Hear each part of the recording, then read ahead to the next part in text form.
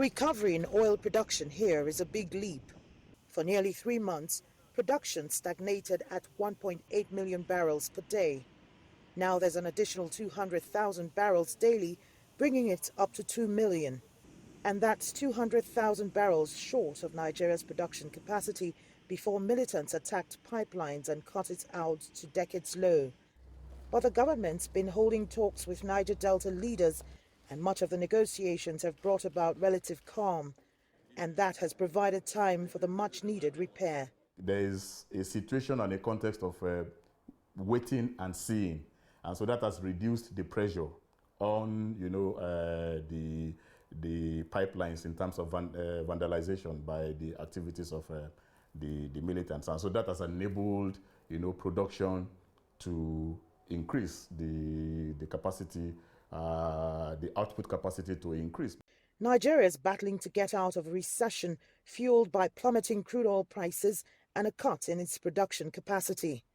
Petroleum Minister Ibe Kachikwu says revenue losses from pipeline vandalism alone was a staggering $100 billion in 2016. That's more than the government requires to finance its ambitious recovery plan. Its 2017 budget is aimed at providing a stimuli to jumpstart the economy by spending heavily on infrastructure development and social services. But it will heavily rely on the latest output recovery and hopes prices of crude oil will keep rising. You need an international price of oil around $55 to $60 per barrel. And we need to be producing, at a daily rate of about 2.2 million.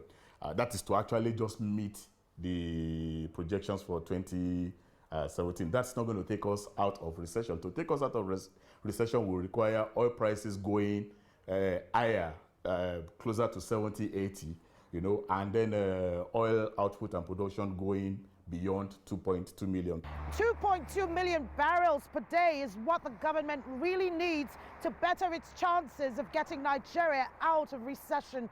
Now that target appears within reach, but it will have to quickly find a lasting solution to militancy in the Niger Delta to make this gain a sustainable one. Kelechi, Emekalam, CGTN, Abuja, Nigeria.